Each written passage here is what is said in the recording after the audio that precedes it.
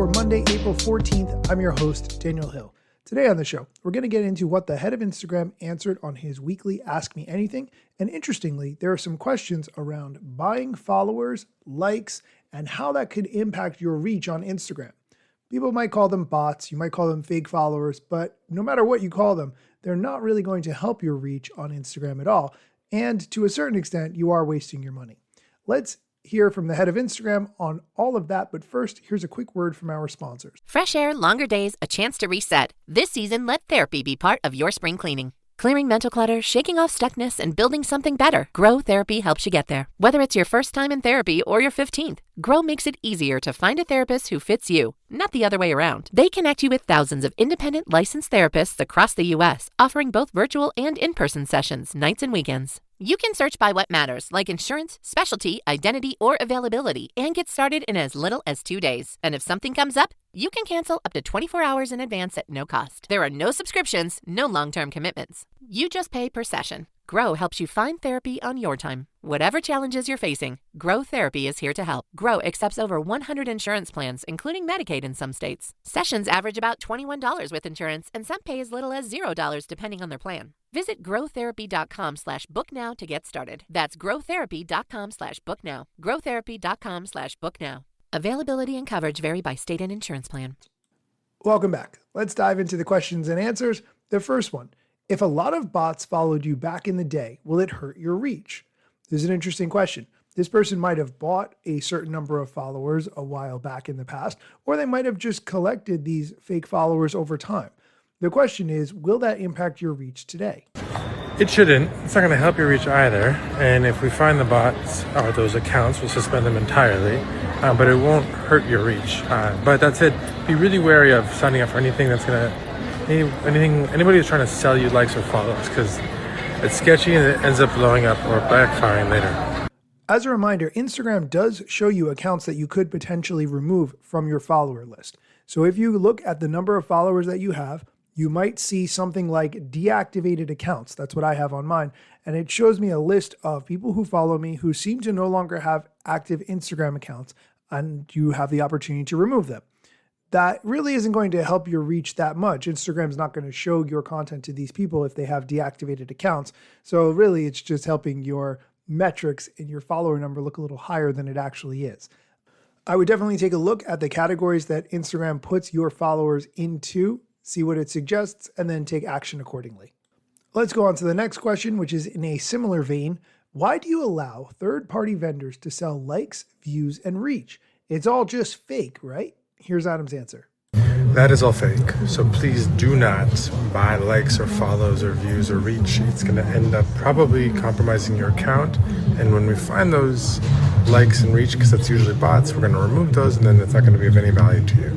Since we're on this topic, this is a good chance to mention the Fake Famous TV documentary movie. If you haven't seen it, it is definitely something that is worth watching.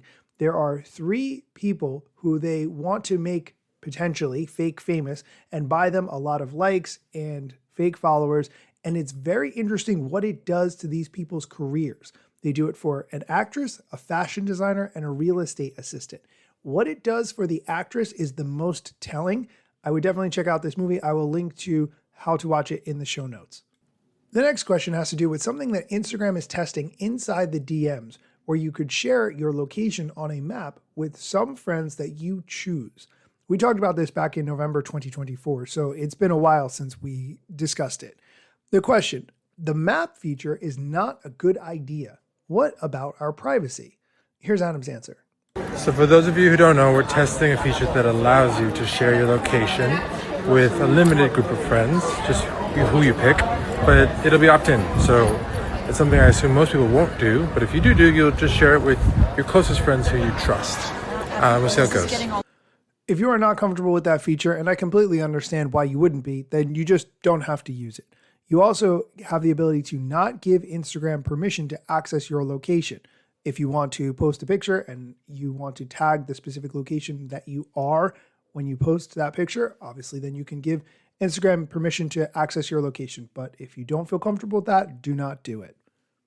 Okay, we're going to take a quick break. When we come back, we're going to talk about taking a reel that was a trial reel and turning it into a regular reel, along with an update on the Edits app. Stay tuned.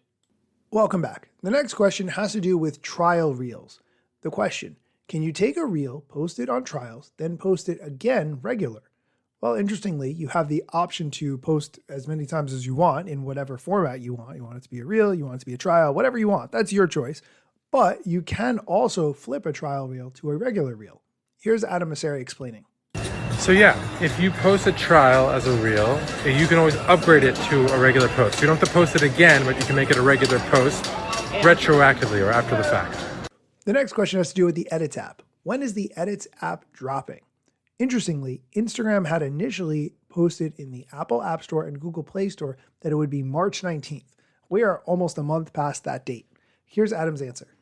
It shouldn't be long now, probably a couple weeks, but we will see how it goes. I think the key takeaway there is if you have a subscription that you're currently paying for CapCut or InShot or something else, maybe hold off on renewing that subscription until Edits gets released. The next question, does cross-posting to Facebook actually help me?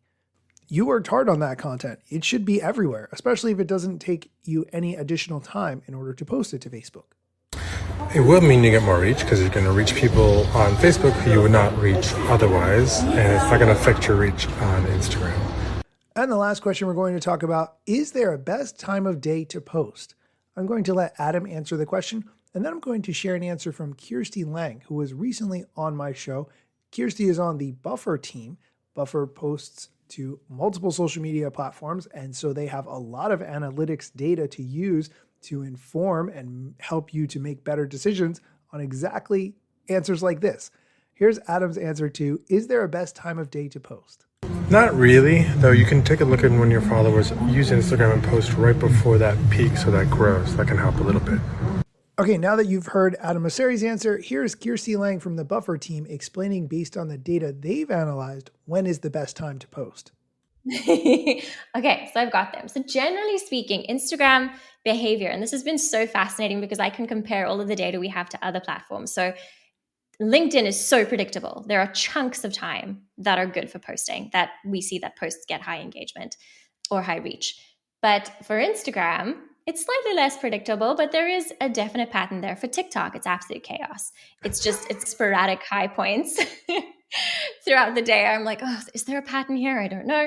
But anyway, Instagram is great. And generally, I can recommend if you can't be bothered with specific times, you don't want to figure out a fancy content calendar, between 3 p.m. and 6 p.m. in your audience's time zone is the best time to post on Instagram. But I can also give you very specific times for each day if you're interested in those. I would like any and all of that if you're okay to share it. Best time to post on Instagram on Monday is 3 p.m. Then on Tuesday, it's 3 p.m. Wednesday, it is 3 p.m. Friday is 3 p.m. And then Saturday and Sunday, it is 6 p.m. Very predictable. Folks behave like clockwork. I like to think that people are like logging onto Instagram towards the end of the workday and into the evening, right? Because if you think about how you use Instagram, I would probably be willing to bet you're spending most of your downtime, evening time, logging onto the platform. For me, it's short breaks throughout the day, but yes, significantly more. And especially my wife, I watch her when she comes home from work, she sits down on the couch to decompress for a little while. And that's the first thing she does is start scrolling through. So I completely get that. And that makes sense. People do it on the train ride home or on the bus home, whatever. Absolutely makes sense. Do you have any data? And I'm sorry for putting this question on you on the spot, but weekends versus weekdays, is it worth posting on the weekends? Data? I have the data. Yes, I do. So if you want to check out all of this and look at the data without my incoherent ramblings, do head over to buffer.com, or you can just Google when is the best time to post on Instagram, and it should come up close to the top, I hope. I will link to all of this in the show notes. Oh, bless you. Okay, please continue. Thank you. So yeah, there are marginal differences between the days of the week in terms of reach on Instagram. So what we did, it's also worth pointing out that we analyzed the reach of Instagram posts compared to the time that they were posted. So in the data, we are making these assumptions on best time to post based on Instagram accounts that posted at the specific time or in the specific day tended to get the most reach, just for additional context. But the best day to post on Instagram, according to our analysis, is Friday.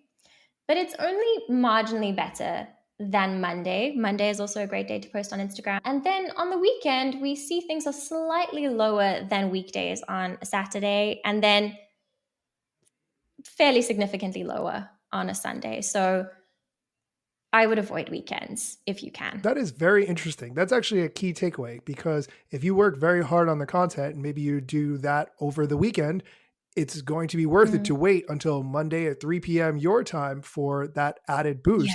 It's worth it, right? You've already made the content. You sit on it for a day and a half and you get more bang for your buck, so to speak. So I really like that. And I appreciate that level of data. Just the kind of thing that I tend to tell people, that obviously every single audience is different. And while this is probably true for a lot of people, and I think you will probably see good results if you do stick to these times, firstly, every audience is different. So you're going to need to experiment with these time slots, see if you can find your own sweet spot, right? And then secondly, the thing that I wanted to add was that posting at the best time in the world for your audience. If every single follower that you had was online at a specific time, it doesn't guarantee the success of your post, right? Because time is only a small part of the Instagram algorithm. And so there, I would argue, are other things that are more important. So for example, if you're posting reels, a strong hook, visual and verbal. If you're posting photos, are they authentic? Are they engaging? And there are a host of things to think about across industries. So the quality of the content is always going to be the most important thing. But if you have high quality content, you have a good understanding of what your audience is looking for, then posting at these good times is probably going to give your content a nice little nudge, but it's not going to be your saving grace if you don't know what to be posting for your audience. Does that make sense? Okay, I'm going to stop that clip from Kirsti right there. But if you want to listen to the rest of the interview, I will link to how to do that in the show notes. Or if you want to watch it, I will link to the YouTube video. Some people prefer to watch podcasts on YouTube, and that is totally fine with me. That's it for today's show. As always, thank you for listening, and be sure to come back next time for more social media news, strategy, and other things that I am sure you need to know. Let me tell you a couple things that you should know about me. A product manager, but do not have a bachelor's degree. But actually, that's factually a fraction of me. Another fraction's posting content irregular and irrationally. Still probably won't get a job at the Gram. They forgot, they don't know, or don't care who I am. That's why you never see me at the parties and events. My lack of followers must make me irrelevant. Don't have a course, a book to sell to make a bag of grand. Not a social media marketer, don't represent any brands. Plain to see, don't have an agency, but I got a lot of spam. Just putting in my work without the glitz and glam. Won't catch me eating fish unless it's shrimp or clam. No six pack, no wrist clap, there's a gym card in my hand. Don't have a full-time job, but I got a lot of plans. Stay plotting, dropping knowledge on TikTok and Instagram. Find your sense of place this spring with Pura. Each scent is inspired by memory and destination. From lavender fields in bloom to coastal mornings under soft sunlight. Designed to transport, the collection brings fresh, seasonal fragrance into your home, so every room feels like somewhere you'd rather be. Shop now at Pura.com. That's Pura.com. Isn't it time to find your sense of place this spring? Try Pura and bring fresh, seasonal fragrance into your home to find your sense of place this spring.